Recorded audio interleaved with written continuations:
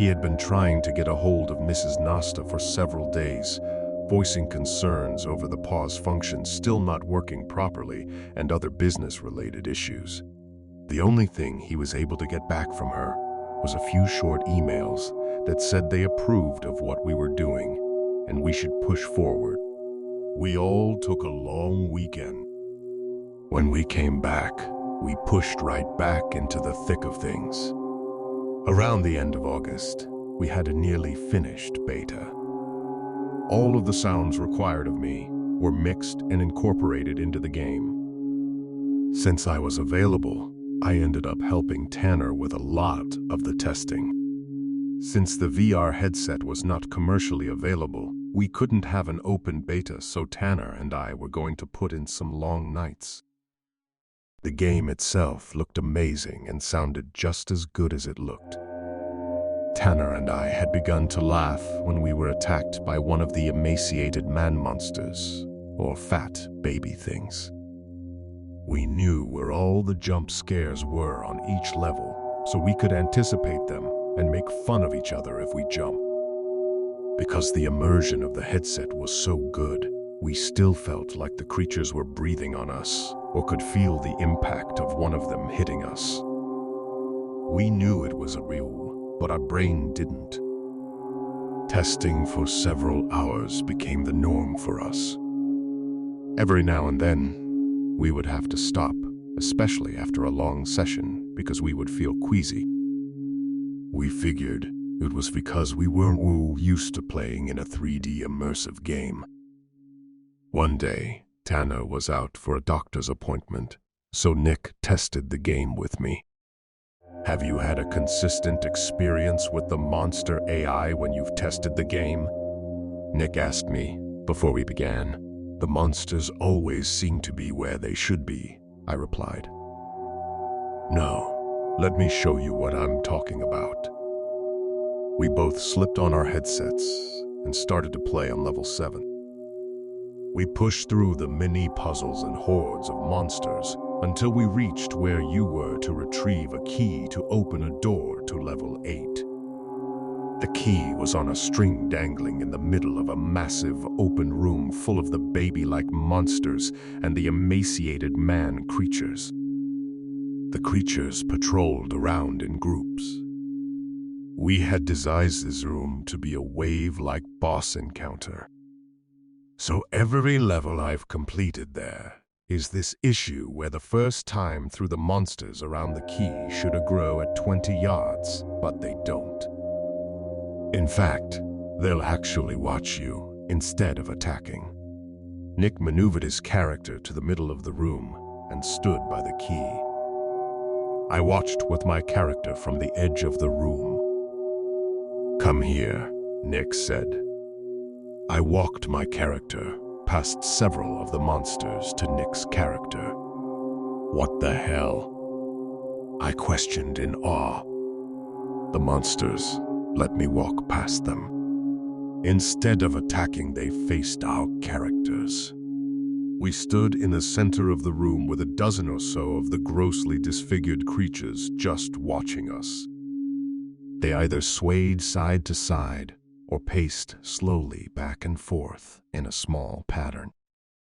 Their blank stares and creepy sounds, some of which I couldn't remember if I had created or not, sent an ice-like chill up my spine. "Dude, this is really creepy," I told Nick as I shuddered. "I can't tell if they're bugged or what is going on, but I didn't program this. This isn't anything compared to what I'm about to show you."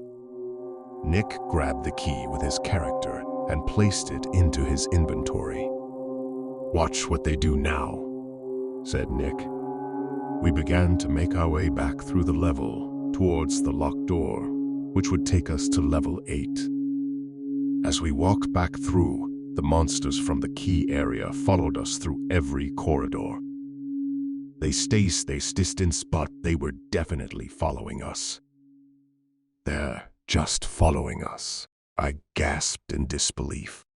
"I know these things are just digital images, but right now they're giving me the creeps. They'll follow us right to the door. Nick unlocked the door, and our screens went black to indicate we were loading into the next level. The issue is that I don't know how to solve this. Nick slipped off his VR helmet. The first time through each level, the creatures won't attack you unless you attack them. I've tried programming different ways, and I just can't fix it. The second time through a level, they'll act properly with regard to gameplay. Nick restarted level 7 to show me. Sure enough, when we reached the area where the key was, the monsters attacked us when we were within their 20-yard range. After we finished the second session, Nick and I got ready to call it a day. We both felt a little motion sick from playing the game. "You okay?" Nick asked, as I leaned forward in my chair after removing the VR headset. "Yeah, I just need to rest for a second. The 360 view makes me feel queasy after I play the game for a while. It's weird I haven't gotten used to it yet, after doing more testing this past month. I concentrated hard to get my world to stop spinning.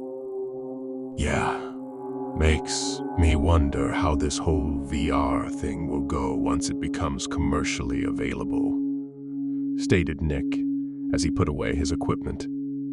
The next 2 weeks for me were intense. Tanner and I did a lot of testing on the last 2 levels. Mrs. Nasta had emailed Jason asking for a push on the delivery so Violet Edge Digital could release some game footage as promotional material. However, they wanted to record the footage and forbid us from doing it. We were almost finished with the game, and as strange as that seemed, Jason wanted to push forward to our big payout. I had started to develop more and more motion sickness as I played the game. It would often be a combination of head spinning, followed by a stomachache. The sickness intensified after each session in the final week. That Friday was the last test session. I stumbled into my office, wondering how I was going to make it through the day. To make matters worse, it was a cold day. Everyone at the office arrived bundled up in warm jackets and scarves. "Jesus!" exclaimed Tanner as he stood in my office doorway. "You look like shit."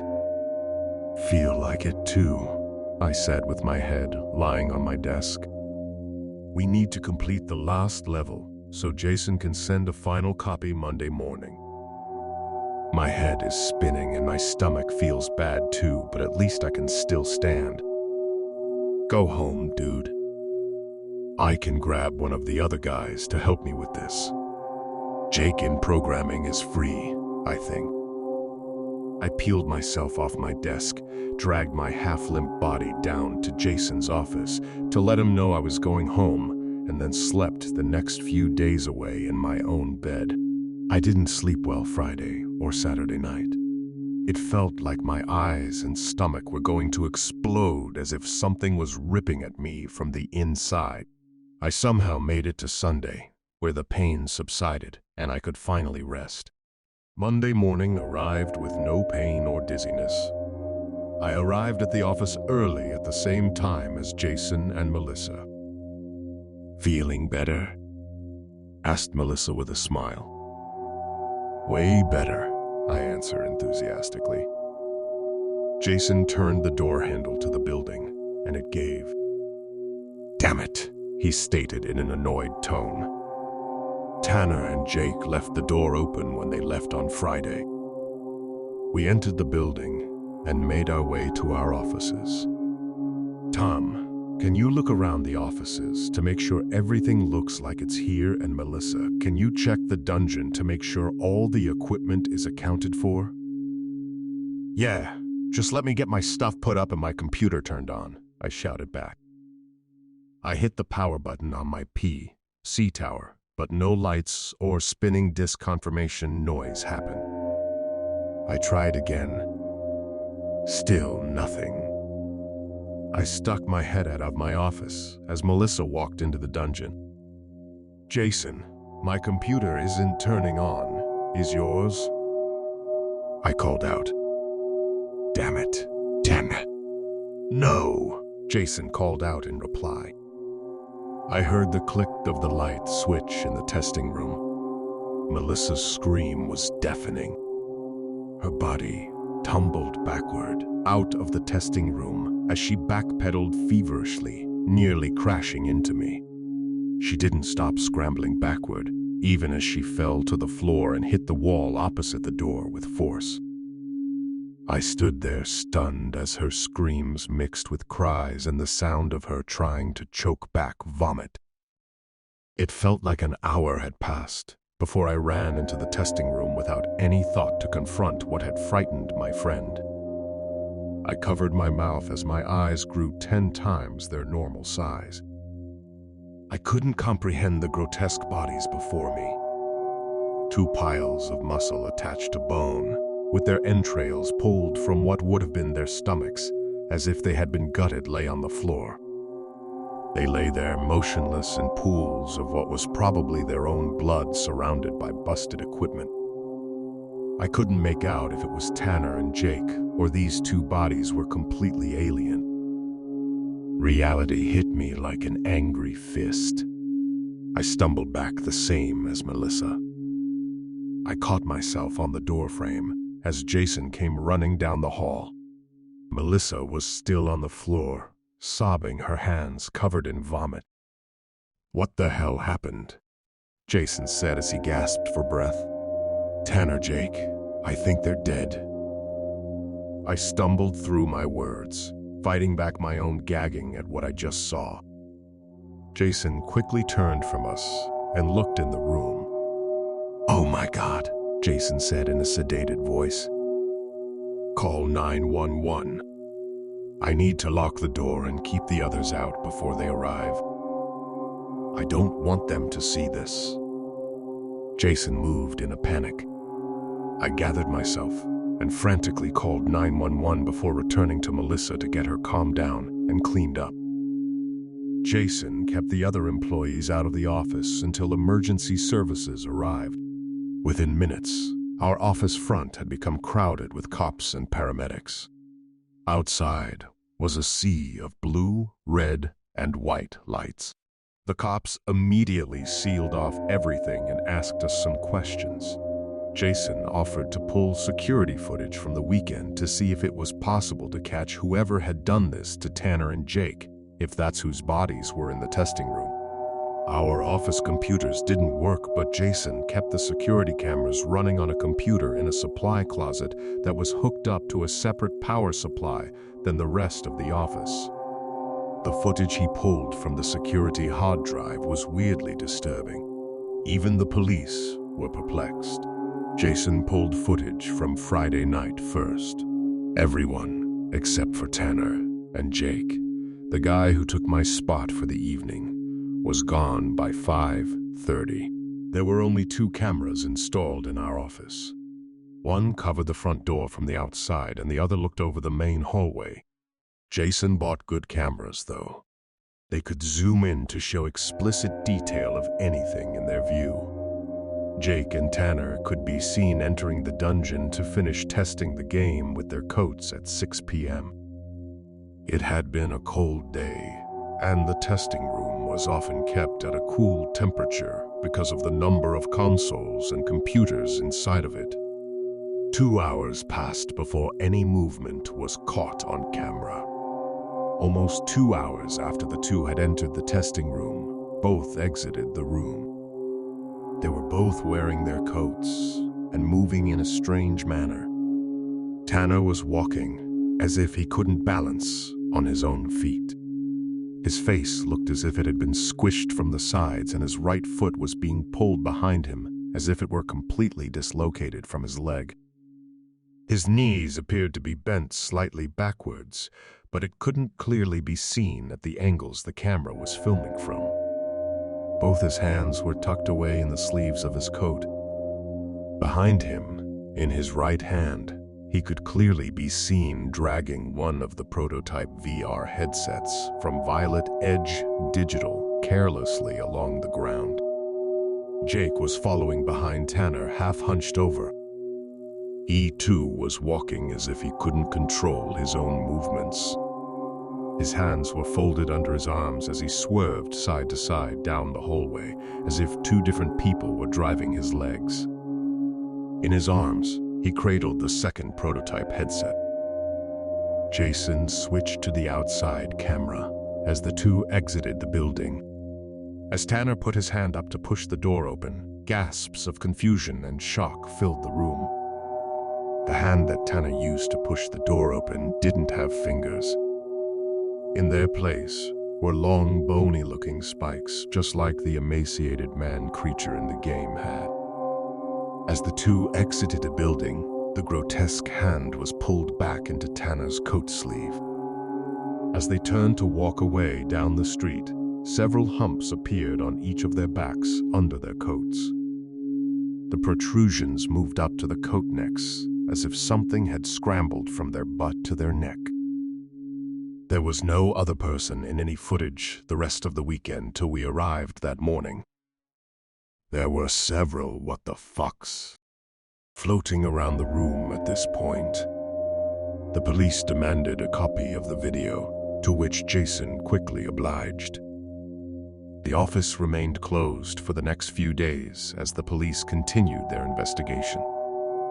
I sat at home in the dark waiting to hear if it was okay to return to work or if I needed to give another statement to the police. I felt numb. I wasn't sure how to feel. Jason called after the police investigation at the office was over. I could hear the sadness in his voice as he informed me that the office was closing. He had paid everyone his or her portion of the initial deposit from our client and shut down the office. He explained that too many people didn't feel comfortable working at the office where their co-workers had just been murdered. The next phone call was from Melissa. She was in tears as she told me that the investigators confirmed the dead bodies to be Tanner and Jake by DNA and dental records. I knew she wasn't taking it well, and I tried to hide the fact that I didn't take that news well either. I was numb for a few weeks. Halloween came and went. That was when we were supposed to be celebrating a big payday and having a release party. I took a job at post-production company creating sound. Melissa and I stayed in touch. I wasn't going to let my best friend go through something horrible alone. Nick took a teaching job at a tech college and left town. We stay in touch through social media, although it's not the same as hanging out. I didn't hear from Jason after his phone call to tell me he was shutting the company down until a few weeks before Christmas. He called me and asked me to meet him for coffee one afternoon. It was a cold day, much like the last one I spent at the office before my friends and colleagues were skinned, disemboweled, and murdered. I found Jason sitting at the designated coffee shop alone.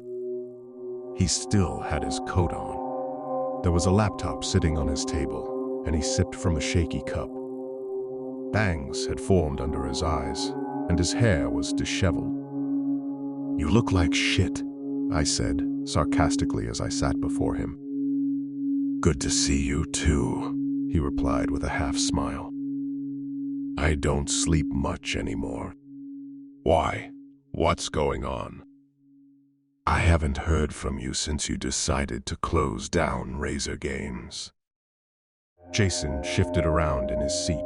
He twitched his head side to side as if he was looking for someone. "I've been working for my brother. Long days and nights." Jason paused and gazed out the window. I knew he had something else to tell me. "Remember when Nick said I should tape people testing the game to get some reaction shots for promo or our release party?" Jason quietly stated. "Yes," I replied, tilting my head down. "Well, I did. I set up the camera in the room and connected it to the computer in the closet that was recording surveillance footage. I wanted it to be a surprise for our release party.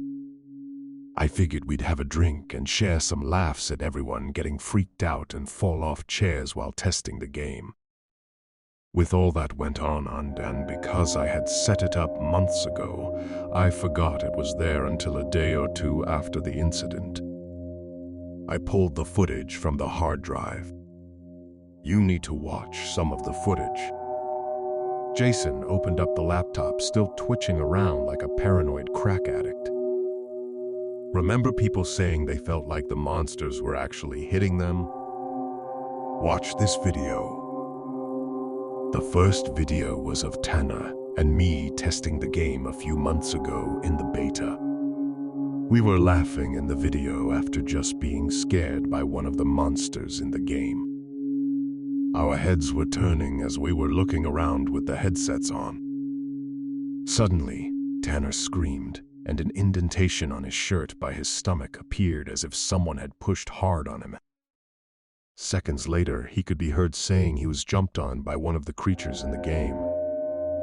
Jason showed me several more videos of various testers being pushed and pulled by some invisible force. We had always chalked the feeling of something physically touching us to being immersed in a VR experience.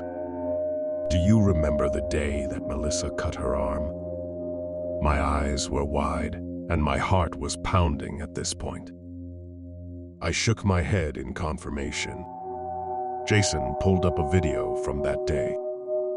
Melissa was sitting in the chair. The VR headset covered her face, and her hands were moving with the controllers as she tested the game.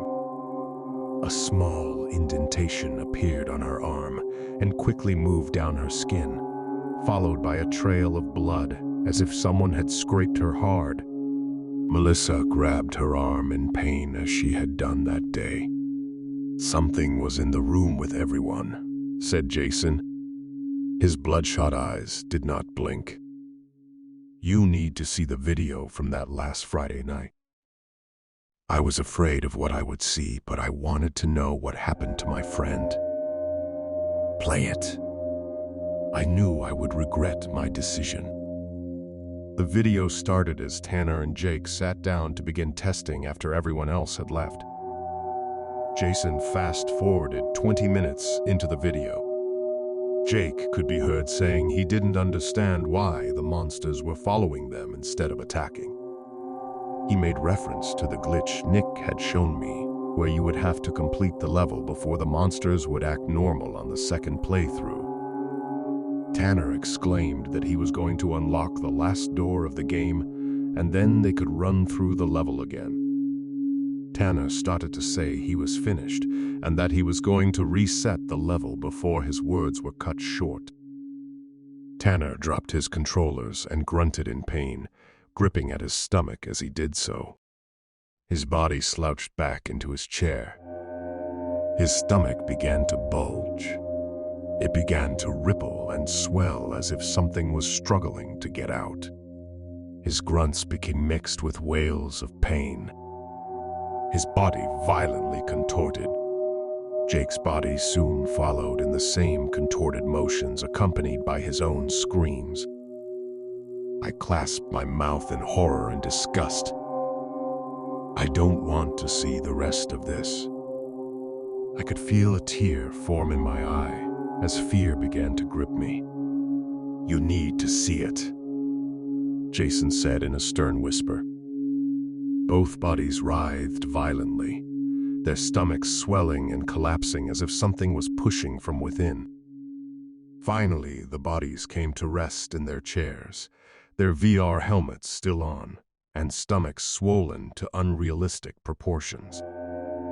I watched in horror as my friends' stomachs burst open. I could feel the vomit in my throat as I watched and heard that horrific sound which I'll never get out of my head. Two large, thin membrane sacs emerged from their bodies, pulling entrails with them as they fell to the floor. A clawed hand punched through the thin, veiny membrane as the screen cut to static. That's it, Jason said as he closed the laptop. What the fuck is this? Why did you make me watch this? Tears were trickling down my face. I was disgusted and angry at what I had just seen. Please tell me this shit is fake and that you're just being a shithead so I can move on. It's not fake. I didn't tamper with any of the footage. I saw the same shit you did. No, we saw them walk out of that room. The hell we did. Think about it. They were skinned alive. The coroner confirmed it was their bodies. You know damn well that whatever looked like Tanner and Jake leaving that office wasn't them. The distorted face, the clawed hand on the glass door, the dislocated feet, the strange movement under their coats. I threw myself back in my seat and stared at the ceiling for a few seconds as I sighed. What are you suggesting? This is going to sound crazy. I have been doing some thinking. What if we did exactly what the client wanted us to do? What do you mean? I asked in confusion. Violet Edge Digital doesn't exist. Their equipment got stolen, so I tried to do a follow-up with them from my home computer to let them know what happened. All of Mia Nosta's emails to me are gone. If I send an email to what I remember was her email, it gets kicked back as not being able to be delivered. The police were also trying to do a follow-up with them to find out exactly what the VR headsets were labeled or a serial number or something, so they could report the equipment as stolen, and they couldn't locate any company anywhere named Violet Edge Digital that was based in Korea. They couldn't find anyone named Mia Nosta either. They checked my emails and my phone calls to her office. There is no record of any of it, regardless of how sure I am that I had those conversations with her. Their website is non-existent. There is absolutely no trace of our client except our word. Jason took another nervous sip from his drink. All of our equipment that was in the testing room that was hooked up to the headsets was burnt from the inside out. All the game data and software was lost. All of our computers were wiped clean except for the one in the closet with the surveillance footage. It was the only one not connected to the internet. All of those folders containing instructions are gone, as is the flash drive that had the sounds on it I gave you. So, what does all this mean? We worked for a non-existent company. I was getting impatient at this point. Before I closed the company's bank account, the rest of the money promised to us was deposited. I had someone trace the money to see where it came from. It had passed through so many bank accounts, both here in the US and offshore, that it was impossible to tell. That money probably passed through thousands of accounts. What did you do with it? I gave it to charity. I want nothing to do with it. I was already freaked out by that point. The morning I called you to meet me, I got this in the mail. It's a letter with no return address. Jason slid an envelope with his home address on the front across the table. Inside was a letter. It was on a plain piece of paper. The letter read, "Thank you. This is everything we needed. See you soon. Mia Nosta." What if? Jason started before pausing. What if we weren't actually programming a VR video game? What if those creatures weren't made up? You can't be serious, I stated sternly. Think about it. The weird script they wanted us to include in the code that no one recognized. The feeling of people being physically touched while playing. You saw the video.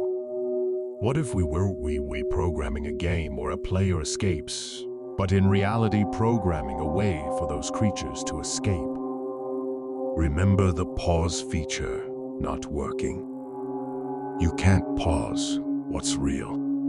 People always said the visuals and the sounds were too good and contained things they didn't remember programming.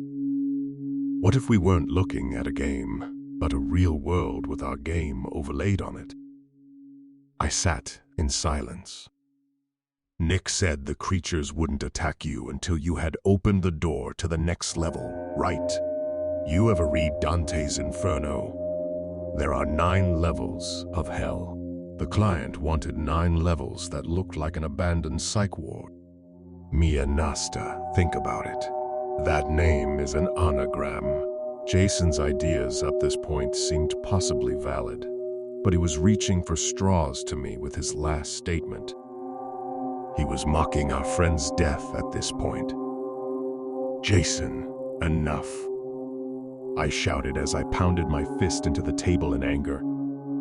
I stood up quickly. I don't want to hear this mockery of our friend's death. Yeah, some strange shit happened.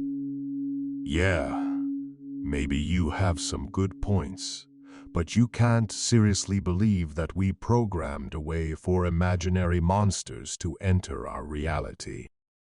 If that is the way you want to cope with their death, fine, but I won't entertain that idea because it's insane. I stormed out of the coffee shop. We made a way for them to come into our world. Jason shouted as I walked away. I walked the whole way home without stopping, furious at the thought of what Jason was suggesting. It was a complete fairy tale, and probably his stupid way of coping with things. I wanted none of it. His idea seemed stupid at the time, but the reason I'm writing this now is because I believe him. Everything he said. It makes sense to me now. I'm writing this and posting it anywhere I can to warn people. That night I was on Facebook looking at old photos of my friends reflecting on good times at Razor Games. Then I noticed it. In the suggested ad column on the right side was an advertisement for Razor Edge Incorporated's new VR headset system. It looked strangely like the prototypes we had from our client. I clicked on the ad. The VR system came complete with the world's first horror VR game, guaranteed to be the most realistic horror simulator ever. The game was titled Ascent from the Abyss. There were screenshots of the game. The monsters, the graphics, and the premise were exactly the same. There was a demo video available. The gameplay was exactly the same, and so was the level that was demonstrated. It was an exact carbon copy of our game. We never titled the game. We never gave our client a final copy either. I don't know what is going on, but if Jason is even close to being right, we need to warn as many people as possible. It's the holiday season, and if this VR set and game catches any traction, God only knows what will happen. This is The Curator. I hope you've enjoyed today's scary story. Until next time.